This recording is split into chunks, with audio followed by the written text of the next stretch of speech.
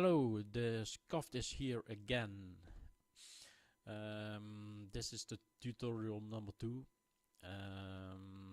In my first tutorial I have discussed the way to structure your project and to set it up for easy mixing and mastering. And well, what we did in the first one was I showed you how to set up, where is it in the channel rack, to start out with. We started out with naming one kick and then going to naming one kick in the patterns, and then you make, which means that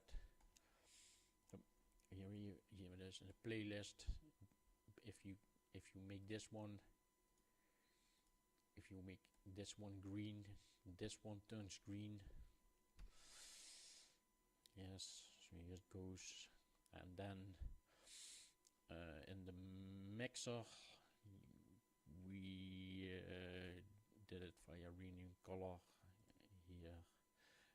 You can put it from the drop down list, and then add a wave candy, and the wave candy then is here is one kick. That's how far we came in the first tutorial. I've worked a little bit ahead because it's a little bit boring to see me add another 7 instruments in exactly the same way. It doesn't really add a lot to what you to a learning effect or something like that. So this is a good starting point for the second tutorial. And in the second tutorial we will build upon the first one, because what I did in the meantime is we now not only have one instrument, but we have 8. Let's go through it. The first one is the one kick. We have a 1 head and a 2 head, which means I have 2 different heads. I have a clap, I have a 1 bass. So the first 4 are percussion, which is quite important, which will become important in the mixing and mastering. Number 5, channel 5 is 1 bass, 1 lead, 1 pluck, 1 SFX. I just quickly put something together. The SFX is not a sound effects, it's just an instrument. I put all silent 1 in there. It doesn't really matter, just to give you an idea. But what I did is the 1 head is in the channel rack, it's in the pattern blocks, it's in the mixer, it's in the wave candy. 2 head, it's in the mixer, it's in the pattern blocks, it's in the mixer, it's in the wave candy.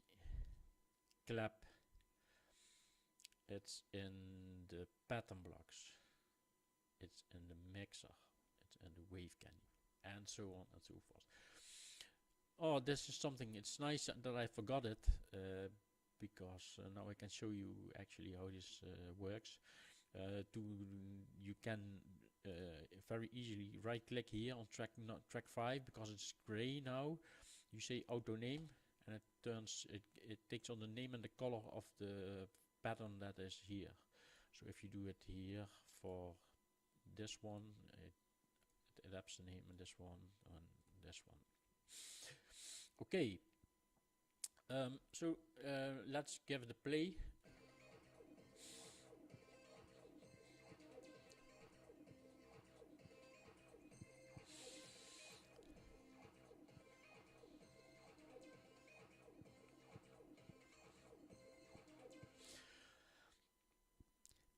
The nice thing about the setup is about the wave candy peak meters is that you can see immediately what the peaks are in your decibels of your instrument levels.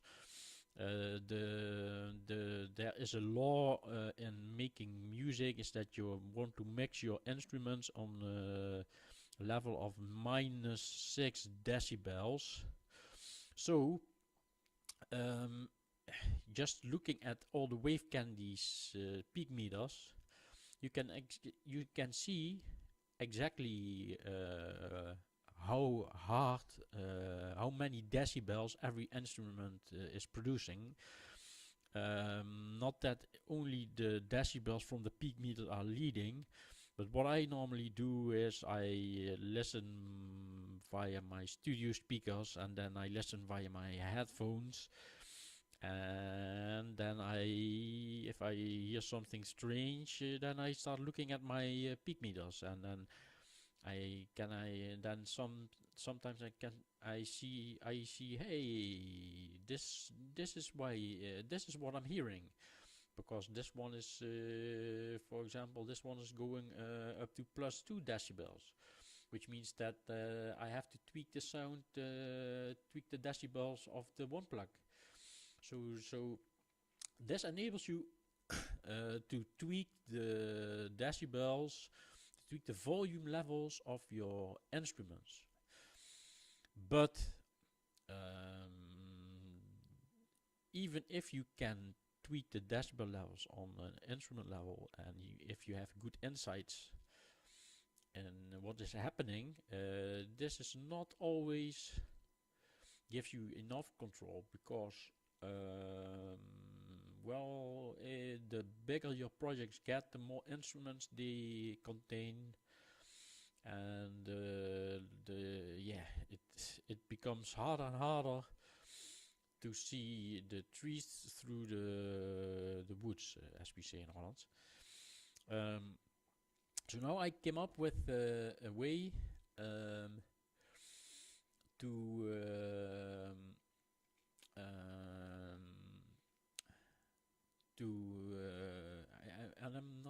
I don't know exactly if this is now mixing or mastering.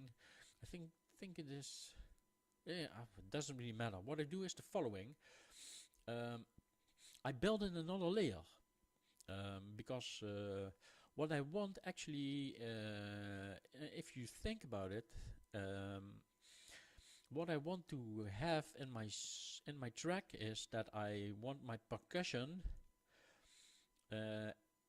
I want my percussion to be as loud as my instrumentals, or maybe I want my percussion to be a little bit louder as my instrumentals, which means that I want to be able to control percussion as a whole, or I want to be able to control instrumentals as a whole, or to put it in another way, I want to maybe compress or limit the peaks of all my instrumentals. So that means that let's say I have 10 instruments, and one of them is going way over the -6, which means that it fucks up it fucks up everything. I would like to have a point in between the end point, which is the master channel, and the instrument. I want to have a point in between where I can put a limiter in between, another limiter, so I don't have to put a limiter on every instrument, but I can put a limiter on one point that is connected to all the instrumentals. So because if you look at it, if you look at the mixer, what you can see is, if you look here at the wires, that all the one kick is connected to the master. One head is connected to the master. Two heads is connected to the master. Clap is connected to the master. Well, everything is connected directly to the master. That is how the tracks are routed at this moment, and that's what we are going to change. But first of all, what we're going to do is we are going to change we're going to change the fruity limiter on the master channel, because we are going to replace it by Maximus. Maximus is by far much better compressor limiter tool from our studio. The one I always use on the master channel is the clear master, which gives me it's a preset that comes in FL Studio. Don't ask me exactly what happens, but it gives you the best clear master in RMS, and I always like this the best. So there's always a tip, and I heard this also by I think Seamless. I heard Seamless say this, which I'm a huge fan of. So check out his tutorials. But Seamless said you should start mixing and mastering as soon as possible by the beginning of your track, because you should start listening to the end result as soon as possible. So what we did now is we put mixing mastering preset to the master. So now what we're going to do is the following. I'm going to an empty channel in the mixer. I'm going to name it percussion. For this I always use black. You can use whatever you want. So percussion, now I'm going to move it to the left. Now I'm going to select all the other percussion channels, and I do it by selecting Control and Shift, clicking none all. Then I go to percussion, I do right click, and then I go to track routing, and I say route selected to this track only. So now what happens is you can see that one kick goes to percussion, one head goes to percussion, two head goes to percussion, and clap goes to percussion, and percussion goes to master. Hey, that's nice, that's nice. Which means that percussion is the point in between that we want to have. So then what we do is in percussion we are going to give it a wave candy and a peak meter. Okay, percussion should be black. Okay, and as we said that we were going to, the guidelines for mixing on instrument level is -6 dB. Then what I have decided for myself is that that I want to mix on the level of -3 dBs on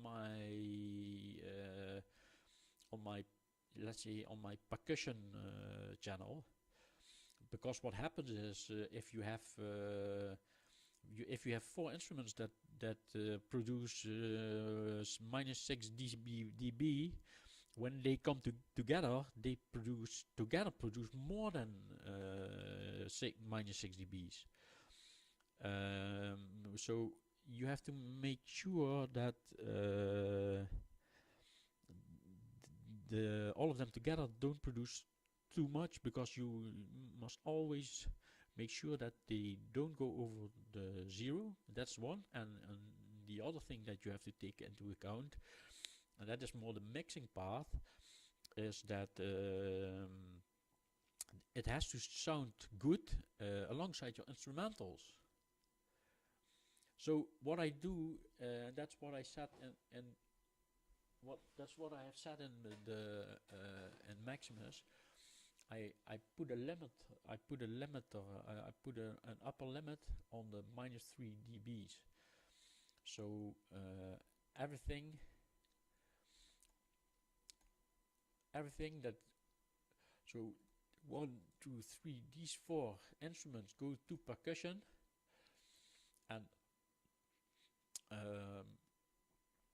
Maximus makes sure that it will not be louder than -3 dBs, and then percussion is being sent to the master. Now we're going to do the same for the instrumentals.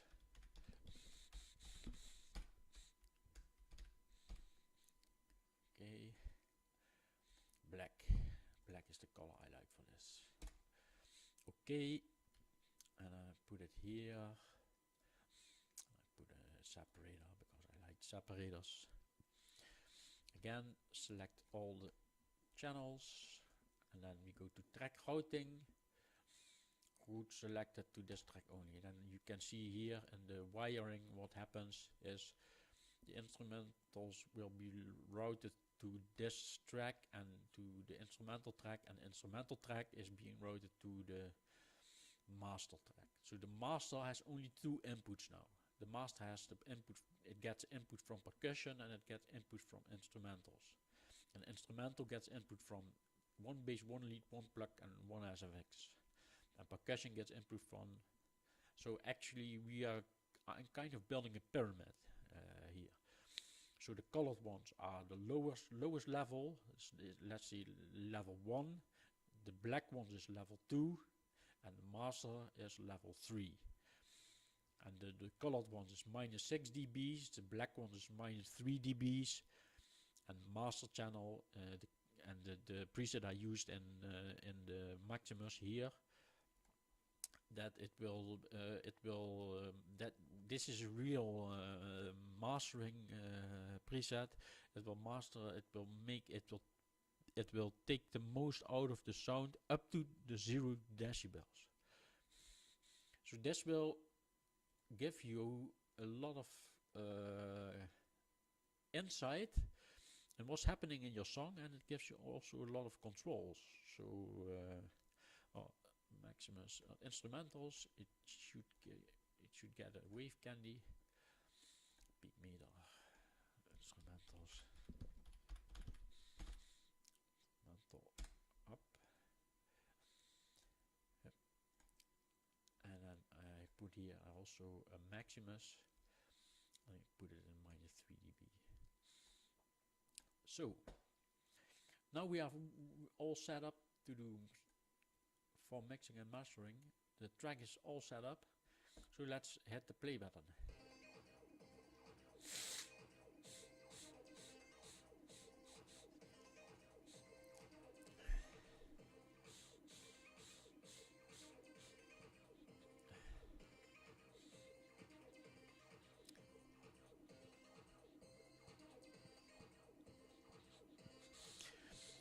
It is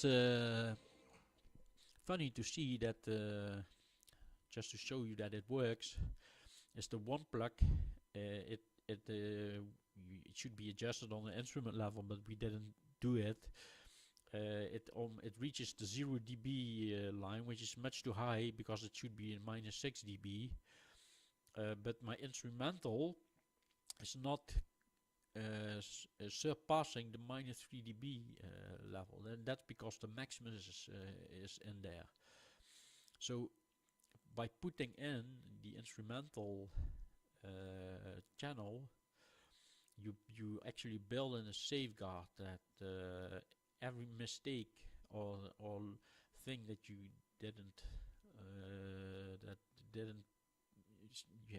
didn't see, you will always